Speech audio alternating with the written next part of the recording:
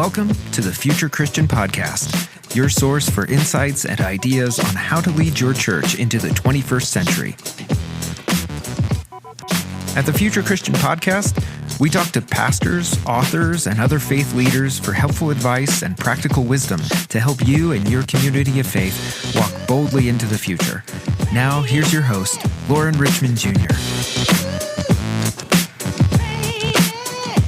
Welcome to the Future Christian Podcast. This is Lauren Richmond Jr. Today I'm welcoming Andrew Root to the show. Andrew is the Carrie Olson Balson Professor of Youth and Family Ministry at Luther Seminary in St. Paul, Minnesota. He writes and researches in areas of theology, ministry, culture, and younger generations. His recent books are Churches in the Crisis of Decline, When Church Stops Working, and what we will be talking about today, The Church After Innovation. Andy has worked in congregations, parachurch ministries, and social service programs. He lives in St. Paul with his wife, Kara, 2 children, and their dog. When not reading, writing, or teaching, Andy spends far too much time watching TV and movies.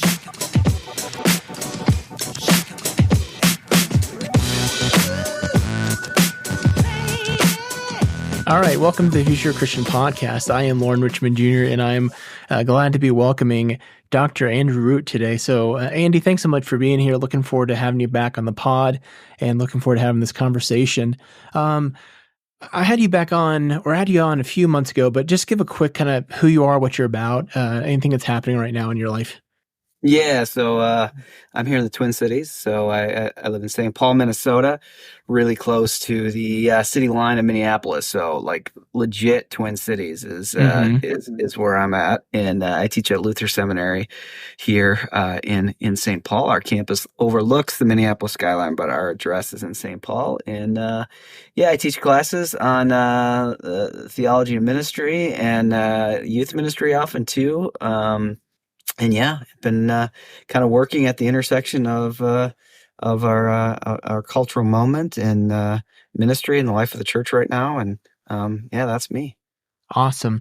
So, like I said, if you're really interested in kind of Andy's his faith journey and what that looked like, go back and check out a previous episode I had. I'll try to remember to put it in the show notes. But Andy, one of the things I appreciate from reading your book so much is you really seem to get a real good grasp, at least from my perspective, of kind of the cultural moments that we're in through entertainment. So I'm kind of curious, like what are you watching right now as we're recording this in November?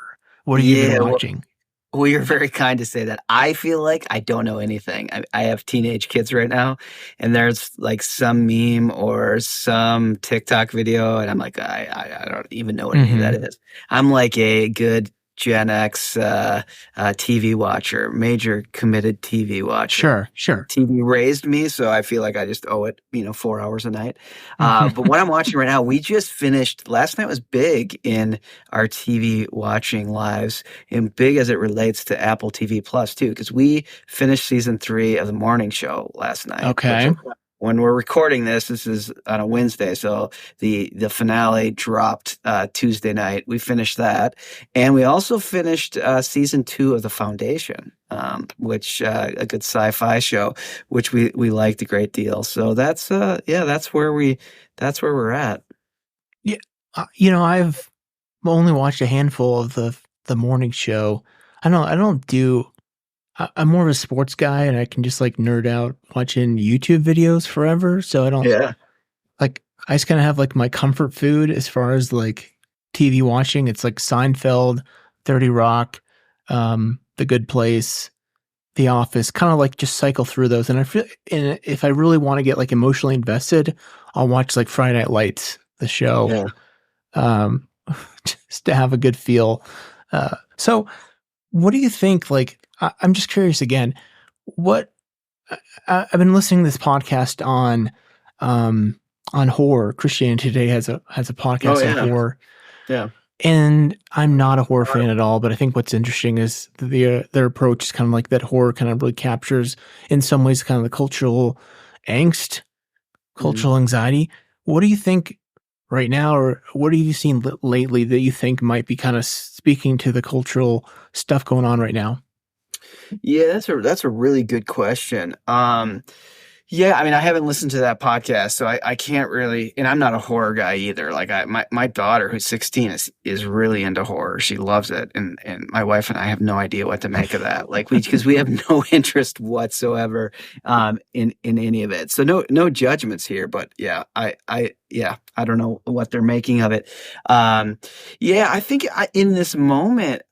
Well, I'll just connect to here's the big thing I would say that I think that my mind is kind of racing around is how much these shows, and just finishing the morning show last night, how much these shows now are getting these kind of voyeuristic looks into the ultra rich, so you have Succession, and a big piece in season 3 of the morning show too is that will this legacy media company be bought up by this tech billionaire that's played by John Hamm, and so you're getting a picture into these really filthy rich celebrity news people, but you're also then getting the really filthy rich of the people who own these businesses.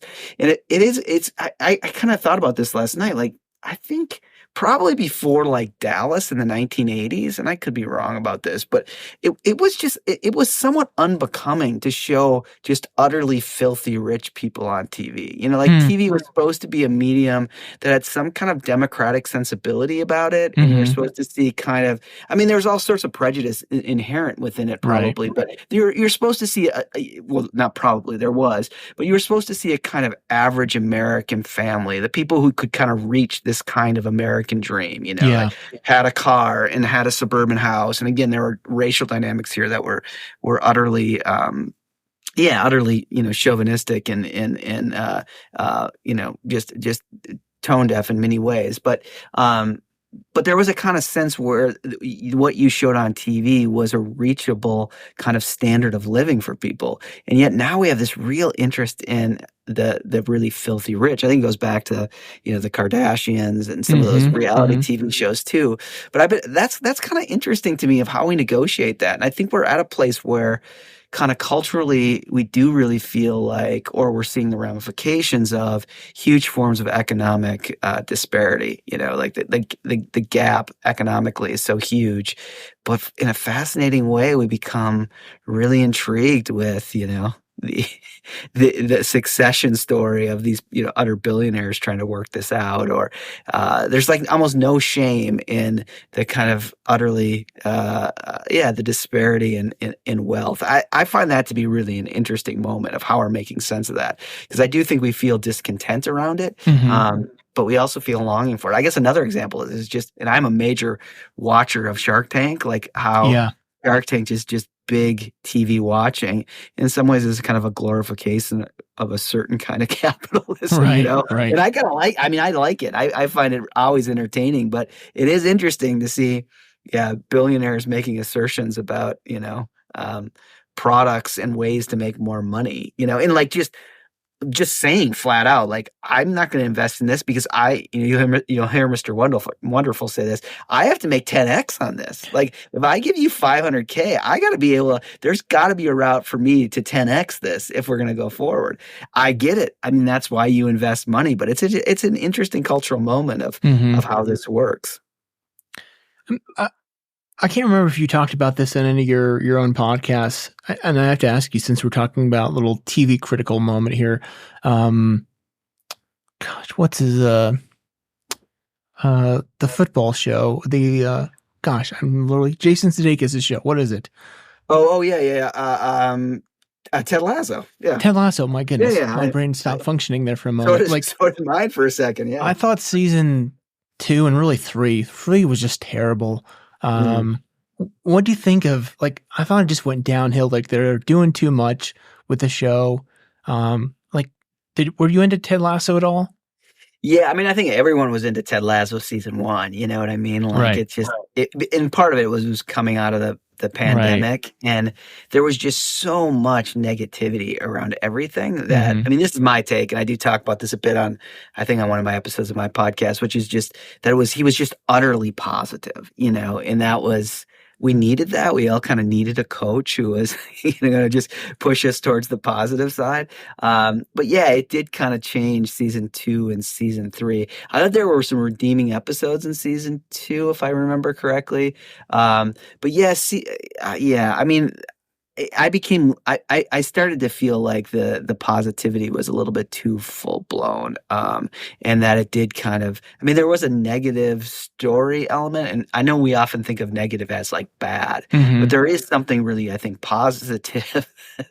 Now we're really blurring terms here, but there's something maybe productive or something that can push us into a certain kind of vision by attending to the negative. You know, there has been a whole Christian tradition that has tended to want to look at the negative elements as a way of finding truth, as a way of even finding God. And that over positivity can make us addicted to kind of smoothness. And there's a Korean German philosopher named Byung-Chul Han who talks about how obsessed we late moderns are with smoothness. We want everything to be smooth, that we feel like any kind of snags of negativity could like destroy us in some ways, and we find this in institutions. Discourses about like negativity could be utterly damaging to human beings. And part of his point is like, what is that? Because there's always been a sense in all religious traditions and across cultures that there is a sense that the human spirit has to deal with negativity to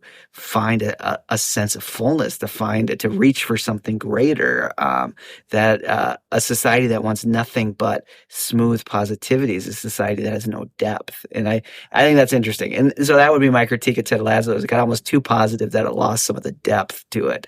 And that's probably, that'll probably get us angry emails too, because that's good. I'm preaching on Philippians 4 here in a couple of weeks. I'm gonna have to go back and listen to what you just said here and use that quote that in my sermon. See, I didn't like 3 more for the storytelling. I thought was just chunky and all over the place. Okay, last question here, and I promise I'll get to your book. Are you only murderers in the building?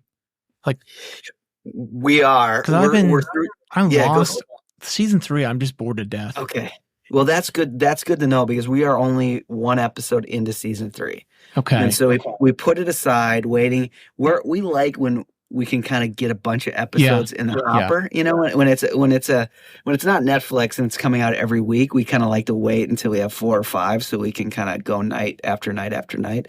So we watched the first episode of Murders, and then we waited, and then we got into these other 2 shows, and we're going to go back. But now if you're saying it's utterly boring, well, I mean, I just feel like, they got some, Meryl Streep, for God's sake. I mean, and I'm just like, I don't know. Maybe this is a me problem. So maybe it's just a me problem, but I feel like, I don't know. I feel like there's just too much going on. Anyway, let's move on. Now that we've made everyone mad at us. Yeah. I mean, Meryl Streep's incredible, so I don't want to diminish her acting. I just don't know what the show is doing with her in the whole season. But anyway, appreciate a little entertainment there for a minute. Let's talk about your book. It's actually on my reach here, so you'll have to give the full title. Churches in the Crisis of Decline. What's the rest of the subtitle there? I can't even remember. I think it's something like a hopeful ecclesiology, maybe something like that. My books have longer subtitles than that, so maybe there's something else in it. I don't have it around here, I don't think either. So it's something like that. A hopeful ecclesiology, maybe for secular age. Maybe. Regardless, so one of the things that I really appreciated the book, and I think you explained this also in your first book, and I think you also talked about it in Congregation in a Secular Age, but you kind of talk about the 3 stages of secularism. I thought that was really important. So I wanted you to kind of break those down real quick for our listeners. Yeah, I think it's a really important piece, and probably the whole of the 6 volumes kind of hangs on this. And this is not my work. This is Charles Taylor's work, the Quebecois philosopher, who talks. He's really trying to just describe what it means to live in a secular age. What do we really mean when we say that word? Because it's such a slippery word, like to even get a handle on it. And so he does this thing where he says like secular 1, secular 2, secular 3, and he thinks at its core that the secular comes into our society, and this is what he calls secular 1. It's when belief becomes filed away as a private reality. So when we start to separate belief, and his point is before the kind of modern age, before, I guess, before the 18th century is a good way to probably start to think about it, that you would never assume that belief was a private thing. And if someone who was in charge of you, say a king or a duke or someone, didn't believe, well, the assumption was, or they were disobedient to the belief system, there was the assumption it could bring peril to the whole realm. Like this could be if the king is disobedient, we're all screwed, to be blunt. But this changes in our imagination, and belief becomes a private thing. And now I think we all believe this at a certain level. Like it doesn't really matter what the mayor believes. What matters is that the garbage gets picked up. Right. What matters is that the water is clean. It doesn't matter what they personally believe, even what house of worship they might go to. That doesn't matter. So, but you can see how that kind of functions just really practically within us, is that we think that belief becomes kind of internally constituted in some way, and then has to be expressed outwardly, publicly, and the church becomes an outward location to express an inner belief. And the pastor has to somehow mold people's inner beliefs and then create the space for them to make expressions of that publicly, whether that's in their volunteering or in their stewardship or whatever that might be. So that's with us, and we're all secular people because we believe that at one level. We believe that belief is a private thing for the most part. It's hard for us to think outside of that, and we tend to believe that even our political and our social structures don't need people to believe certain doctrines to be able to have those larger cultural realities function well. The person who's overseeing, the dog pound or the Humane Society doesn't need to be a believing person. You know what I mean? Whatever institution that might be. But then he says that's secular 1, and we're all that. But then he says secular 2 is that he defines it as fewer and fewer people coming to church. I guess that's the way I define it. But it's the classic secularization theory that the religious institutions are weaker, that people are just not coming, and therefore these institutions are under crisis that way. And that is kind of classically how we define secular, that people just don't want to come to church anymore. People aren't participating in religion.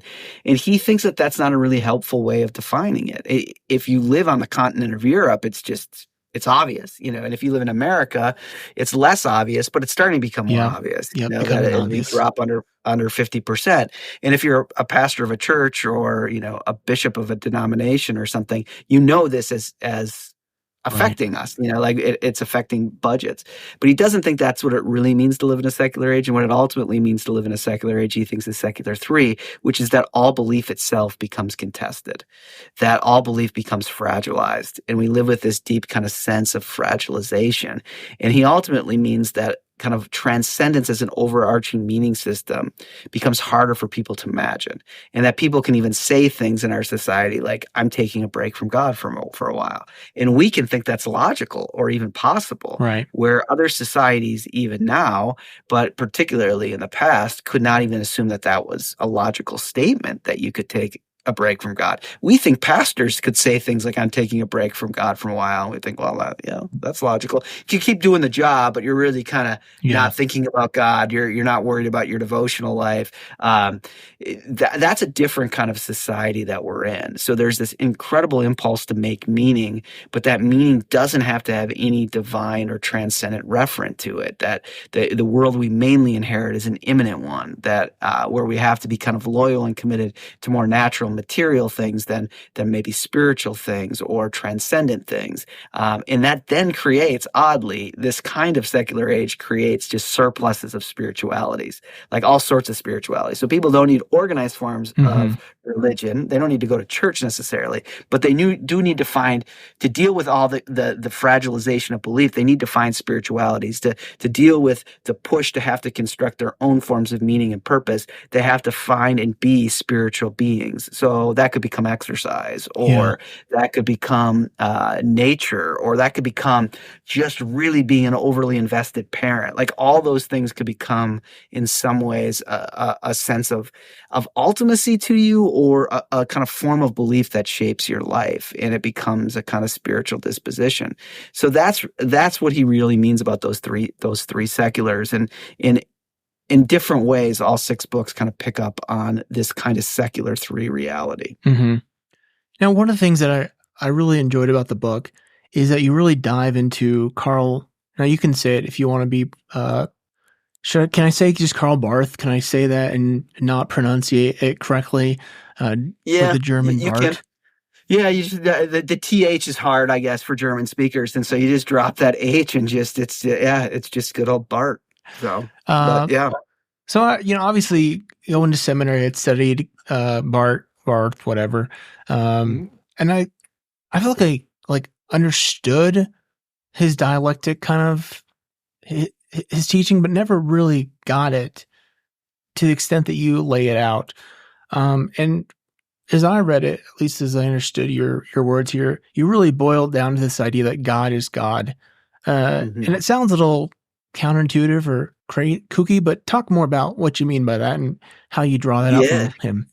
Yeah, it actually, I think, is really interesting and really important and very historical in the way that he's developing it, and it fits within this. I mean, part of what I'm trying to do in this book is, Charles Taylor, who writes this big book in 2007, in 2007, and Karl Barth is writing his most important, I guess, his work that kind of shakes European theology and really shapes theology across the world. He writes that in 1919, so right as World War I is ending. So I'm doing a little time jump here where Taylor gives us this framework, and I think what I'm trying to say about Barth is that he actually is already seeing the situation that Taylor will take 100 years to describe, but he's trying to rethink theology now inside of this immanent frame, inside of a world where we're not sure that we can even talk about a living God, if that makes sense at all.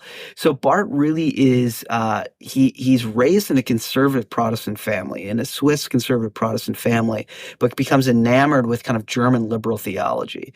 And the big piece of German liberal theology is essentially to concede to the immanent frame. Again, he wouldn't have this language, but he is to do that, which is to say, I mean, at its most base, and people who understand this will maybe roll their eyes as this is too basic, but there is this deal of kind of dealing with the fact that the big driving philosophical moment is how you know anything. Like, how do you know? Like, this is what happens with the Enlightenment. How do you actually know what you know? Like, how do we know? Any of those people listening right now, how do you really know you're listening to this? What if you're dreaming? What if this, how do you know that you're actually, maybe you're having some kind of psychotic break and you're imagining this? How do you really know anything? And of course, this is all goes kind of back to the Enlightenment and the fact that Galileo realizes that the Earth revolves around the sun, even though your observations from the Earth looks quite counter to that. Like, when you're standing outside all day and, mowing the lawn and doing yard work, it feels like the sun is moving. Like the sun is setting. It was what we even say. The sun is moving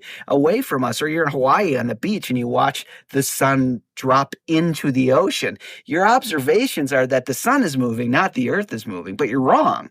And mathematical realities can show us this. Well, that just changes the West. Like, how do you know what you know? And that becomes the big question. And Immanuel Kant creates this reality that, well, what you know is you can know things through sense experience. There's scientific ways that you can even kind of, if you can check them, you can know them through sense experiences. Well, to just be really, really basic, this becomes a whole problem for God, because God can't be known in sense experience. And if the university is about knowledge that can be deciphered in a kind of scientific, rational way through sense experience, well, how do you study God? There's no way that you could do this. So in some sense, like in the 19th century into the early 20th century, contemplations and thoughts about God as a scientific exercise or even as a deep academic exercise were over. So the only things you could talk about to keep theology in the faculty, you couldn't talk about God necessarily, but you could talk about religion as an anthropological reality. You could talk about the history of the church. You could talk about ways of interpreting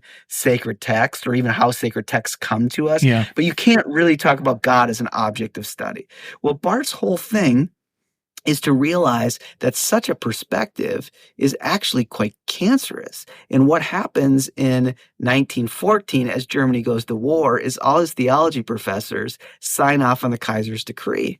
And that what had happened inside of this kind of theology that has lost the sense that God speaks, that the strange world of the Bible, that the God of the strange world of the Bible still acts even within our world, even in a modern world. Barth doesn't want to not be modern. Even in the modern world, God can speak. Well, it's led to a certain kind of sense that God is a mascot for German imperialism. Yeah. And Barth sees this as a major problem. And when he rereads Romans, he realizes that there's this deep assertion where God is asserting that, well, to echo Kierkegaard, that there's a qualitative distinction between time and eternity. God is God and you are not. Like that God judges, that God is wholly other. So his whole theological project is to remind us that God is God, that God is not our cultural mascot, that God is not one who we use for our ends, that God is not dependent on us, that God can still act in the world. So he ends up writing, 13 volumes of a dogmatics and countless other articles and pieces trying to make this assertion, really, I think, from the place of the pastor, ultimately, or at least this is where it starts, on how do we help people imagine again? How do we proclaim again for people that this is a living God who moves in the world, that this is a living God who speaks and acts within the world? And that becomes the kind of central current of his commitments. Yeah. And I think you use this, this is what you're driving towards in the book. And I just want to say, like, as myself, a mainline Protestant pastor, or someone who cares deeply about the church, and I think I said this to you before we started recording, this is why, in my opinion, this book is the most important book of the series. And in fairness, I haven't read The Church in the Secular Age yet. Because I think, like, as you say in the book, like, this is the real crisis. And I almost want to pause right here and ask you, like, hopefully I'm not being too forthcoming here, but like on a Sunday morning in my current context, like I feel that crisis, like I feel it. Yeah. And I couldn't quite put names or words to it until I read your book. And then I was like, oh my God, like this is the crisis. And like our church has like a balcony, and I'll find myself when I'm walking in the balcony, because where my office is always, like standing above the pews pre-church and start praying for the service and that God would show up. But like, I don't even know what question to ask other than just to say, like, this is what I sense. And I'm curious, like, what have you sensed? What have you feedback have you gotten from other pastors? Speak to that if you can. Yeah, well, I think the title, I said someone the other day say, I love this book, but I hate the title. And they're like, because this is, the church is in the crisis of decline. Like, you're not even really talking about that. It's like, yeah, well, that's the point. Right. It's for good or for ill, it's a clickbait title, right. Which is to say there is a crisis. I think if you're a Protestant, maybe Catholics and our Orthodox folks get to kind of avoid this in some way. But if you're a Protestant, crisis is at the center of everything. Like we are the people of crisis. But I think in late modernity, in this moment, we tend to think, to go back to our three seculars, that the crisis is a secular two crisis. The crisis is fewer and fewer people are coming to church. Right. Then for you to be a good pastor, you have to become an entrepreneur, and you have to find ways of winning people's participation. So your preaching should get them to come back. You should build programming that's really sticky and gets a bunch of people to come. That the issue is the crisis of decline. And this is a very American thing. I mean, we have this deep kind of sense, like you could take a church of 10 people. I mean, you could take 10 people, 10 friends, and in 8 months, you could have a church of 3,000 people, 8,000 people. We have all sorts of stories like that that are very rare, but they get a lot of air. They get a lot of attention. But that seems to be the kind of driving issue. And my point is, there is a crisis, but it is, to kind of follow Karl Barth again, that the crisis is God is God. The crisis is you have to get up in the pulpit and speak of this God, which is nearly impossible to speak of. You know what I mean? Like you need to do this act of then on top of that, pointing these people that have their whole imaginations framed by immanence. They exist inside of an immanent frame. And then you have to be able to speak to them in a way that they can have eyes to see or have a imagination for the fact that God is still speaking and moving in their lives. Like, I do think being a Protestant pastor, you should have some nights. I mean, I hope you don't have a lot of these nights, but you should have some nights where you can't sleep, where you kind of are staring at the ceiling, dealing with kind of like, what do I do? I think any good pastor has those. I fear too many of those nights for most contemporary pastors is, how do I get more people to come? Yeah. Man, I must be an awful pastor because we're not growing, or we're only growing at 1 or 2% or something like that.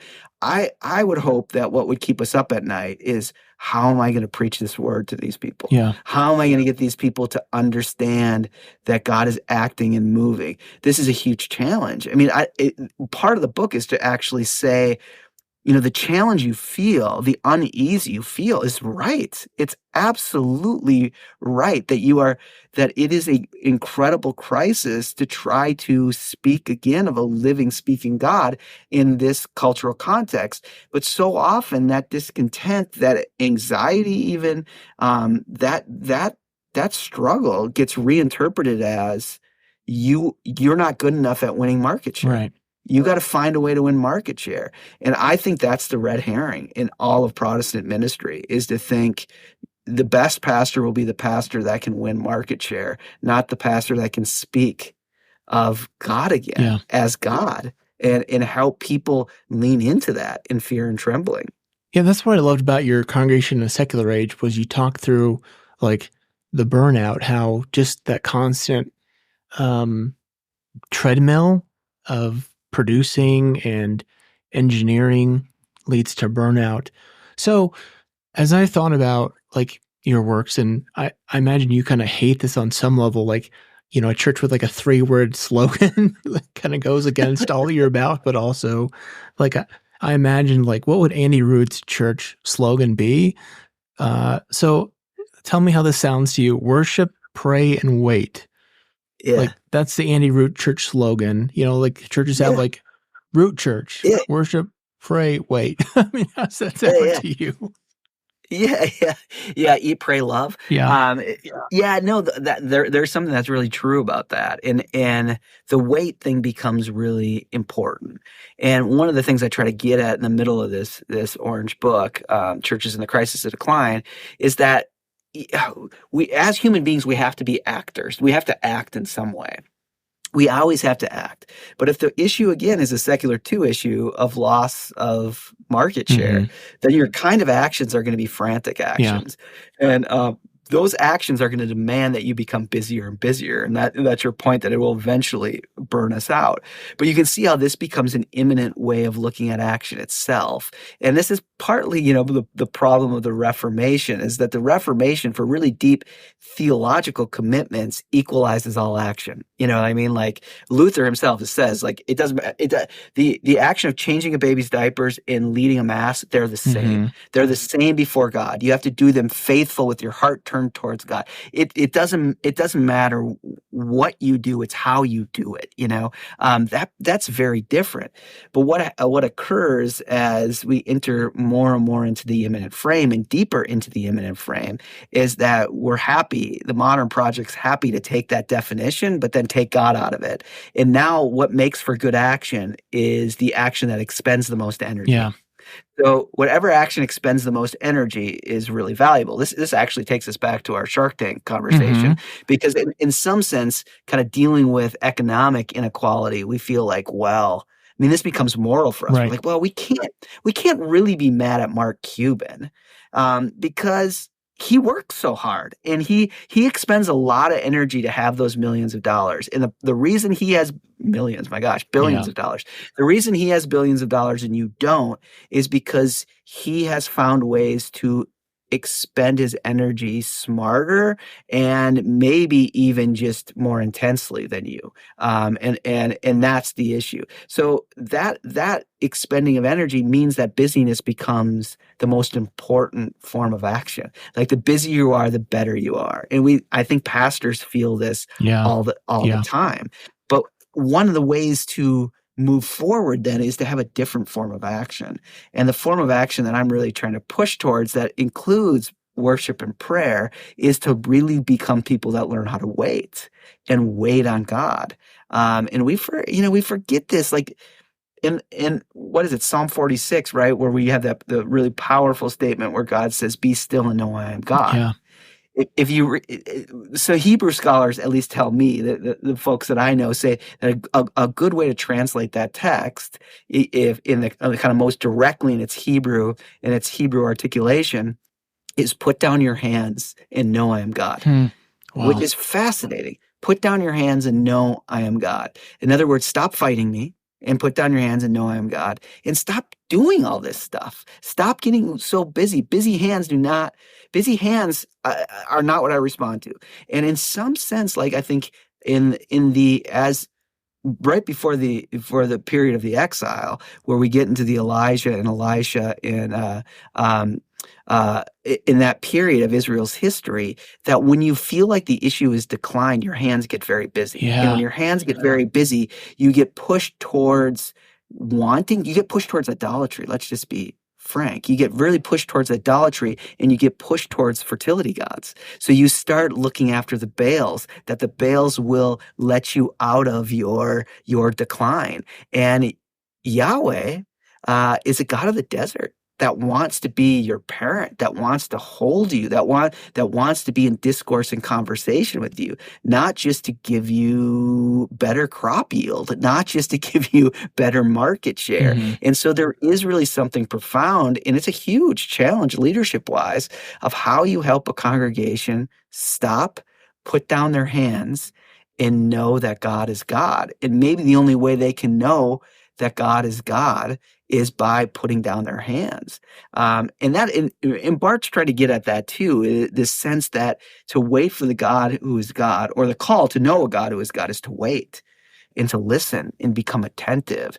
And it is to become attentive in anticipation. It's not, we hate waiting as modern people. Mm-hmm. You know what I mean? Like we were just talking about streaming services at the beginning. One of the beauties of our time is all the waiting is taken out of wanting.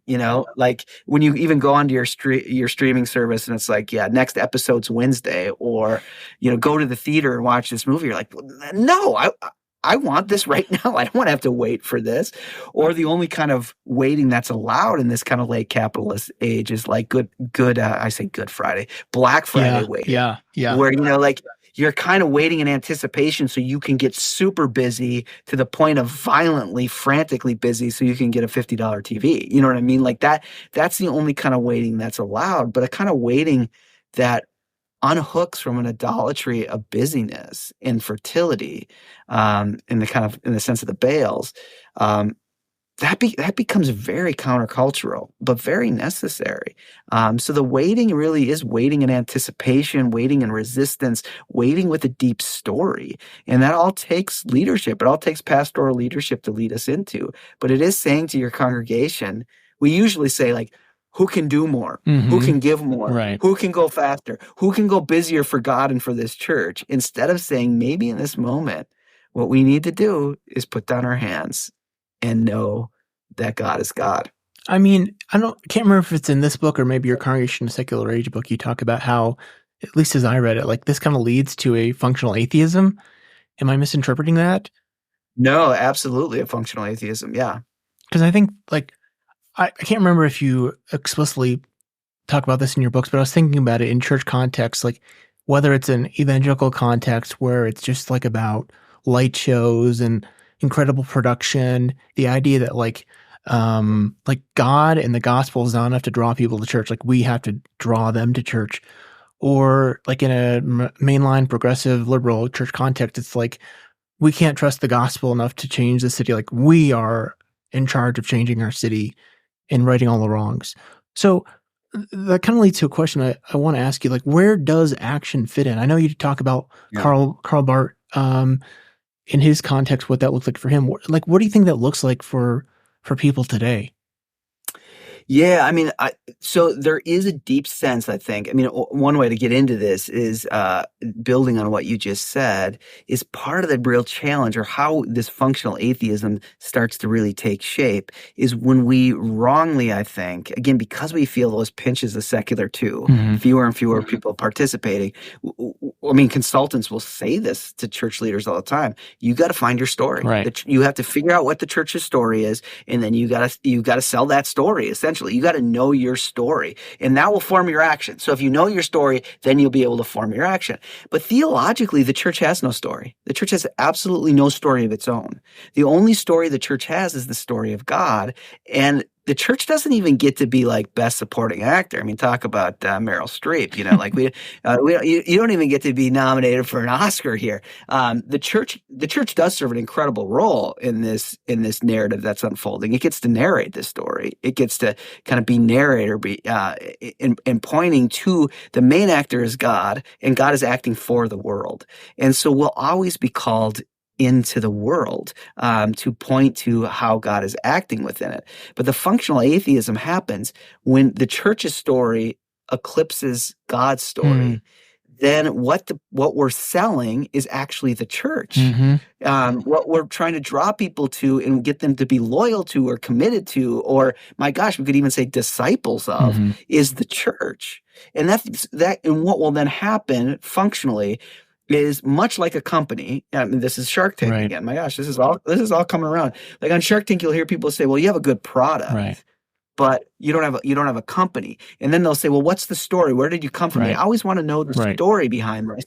And the reality is that if all of a sudden your story as a church is more important than God's story, then all God can become is your product. And now God's your product that you're selling. This is it's almost worse than a functional atheism. It's a kind of stripping God of being God. God is just a product, and a product has no story. The closest thing you can get in a product to its story is the user's guide. And if you're reading the user guide for fun, sounds like evangelicalism right there. Well, that becomes part of the issue, right? Is that in these big churches, God becomes the product we're selling through the light show of our church, or whatever those things are. And then our theology becomes incredibly propositional. It becomes very much, we read the Bible as a user's guide, and you lose this deep sense of a God who can interrupt, a God who can judge, a God who comes into death and brings life out of it, a God who speaks and moves, a God who demands you put down your hands and wait for this God, wait for this God to arrive. And so, the functional atheism plays there. We will be called to do things, but we'll be called out of that story. And what we'll be called into is a certain form of waiting action that is dynamically transformational, which is to minister to the world. Like, one of the reasons we have to wait is so we can really see our neighbor, so we can really see their burdens that they're carrying.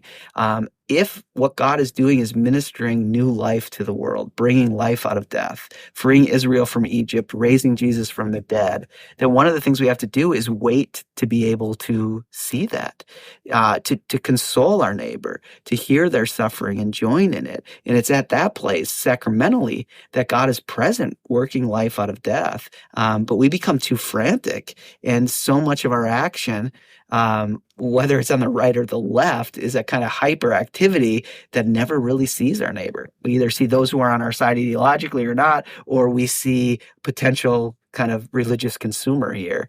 And we lose the call that the church is the community that ministers to the world by joining the world, putting down our hands, and being with those in the world as we pray and yearn for God to bring life out of death. I mean, that sounds so insanely counterintuitive, and I can only agree with you because I've served as a chaplain and know like how counterintuitive chaplaincy is. So let me ask this. I know we're running out of time here. I think someone who, I'll speak for myself, someone who serves squarely rooted within the mainline context, And I think there's a sense, at least that I see, where folks, this is maybe too critical, but I think, and I'm curious your perspective on this. Like, it seems like Mhm. folks would be just as content with church being a nonprofit, and that's the way we operate. As if like, hey, like the worship, whatever. But if we're feeding people and meeting needs, like again, all important stuff here. Yeah. That like we would be better served, and our world would be better served, or communities would be better served if we weren't even a church so much as just a nonprofit. Like, Mhm. am I wrong in like that assessment? And like that's kind of how I'm reading it through the lens of you. Does that make sense? It does make sense, and I guess I would frame it like almost positively in the sense that if this isn't about God in the anticipation that God can act and move, then we should just allow nonprofits to do all this. Yeah. And what I mean is that, like, in some sense, nonprofits do better. I mean, I don't want to undersell. I think the church does a lot. I think you can see empirically, both historically and just like in the last few, just presently, that the church does a lot of good for its its neighborhoods, its communities, often more than gets broadcast. What usually gets or narrowcasted on social media or something is all the kind of crazy, weird, backward stuff that happens. But there's a lot of really good. I mean, no one feeds more people in America than the church does. Like that is legitimately at play, but it becomes interesting in thinking like what justifies that action. And in some sense, we're a bit ashamed that we do this because we think some kind of theological commitment, because we think that God is moving, because we think when we feed our neighbor, we're feeding Jesus Christ, because we're called to participate in death to bring life out of it. You know what I mean? Like we almost don't like that part. Yeah. And at that sense, then we are just a kind of nonprofit. And I guess my point is, then if there isn't a living God who's moving, then we should just transition all into nonprofits, and that could be good for society in some ways. I'm not underplaying that, but if there's something deeper here, I mean, if it even means to be a human being, that we are surely selves, but we are also soul. Like there's a sense of soul and spirit within this. Then it isn't going to be enough just to get our actions right, just to make our busyness be productive. There's going to be a need, or we're going to run up against a certain place where our action hits impossibility. And I think, maybe this is a good way to end in some sense, is that what I worry about is what a nonprofit cannot do is it cannot walk the long road of life with people. And some people will hate that I say this, but help people prepare to die.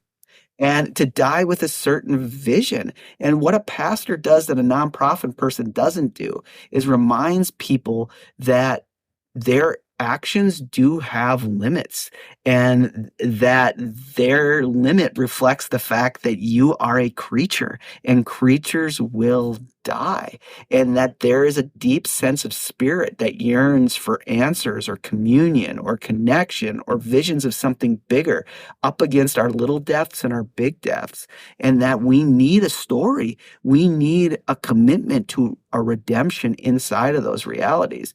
And a nonprofit cannot do that. A nonprofit cannot necessarily, and again, there's obviously exceptions to this rule, but it cannot give a deep, rich narrative shape to, even when we feed people, Jesus Christ is there, like in Matthew, and death is overcome, even at least as a witness, and limit in spirit birth a new possibility. Like that, we need that narrative as human beings, and part of what our kind of secular age is doing is we're trying to create a society, and we're only 500 years into this, and it's not looking all that great right now, but we have to have a long view here.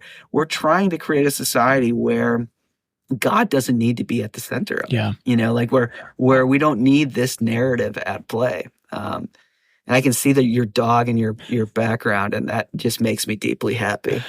Yeah. Let's wrap this up because my kids are, the wife and kids are waiting patiently in the garage here.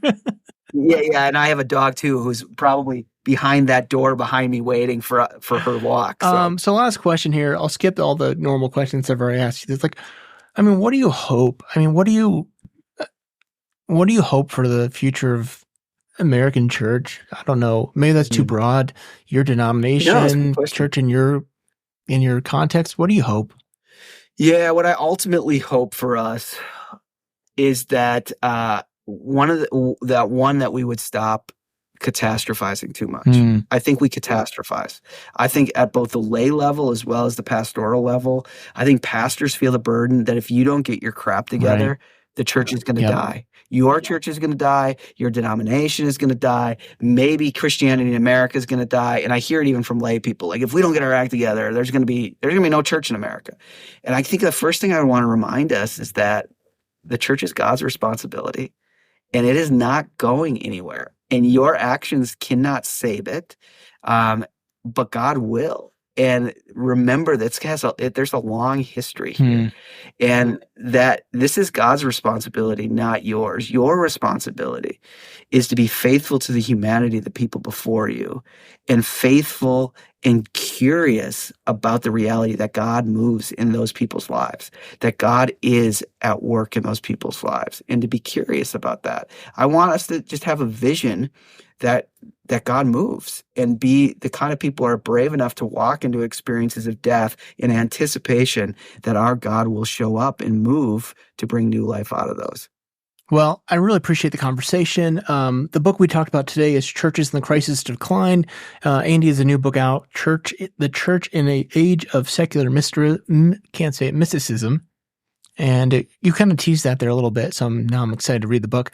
Where can people connect with you?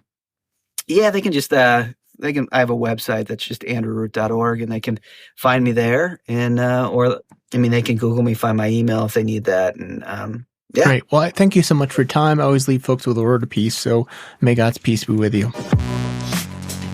Thanks for joining us on the Future Christian Podcast. To learn more about Lauren or the podcast, visit future-christian.com. One more thing before you go. Do us a favor and subscribe to the podcast. And if you're feeling especially generous, leave a review. It really helps us get the word out to more people about the podcast. The Future Christian Podcast is a production of Torn Curtain Arts and Resonate Media. Our episodes were mixed by Danny Burton, and the production support is provided by Paul Romig-Levitt. Thanks, and go in peace.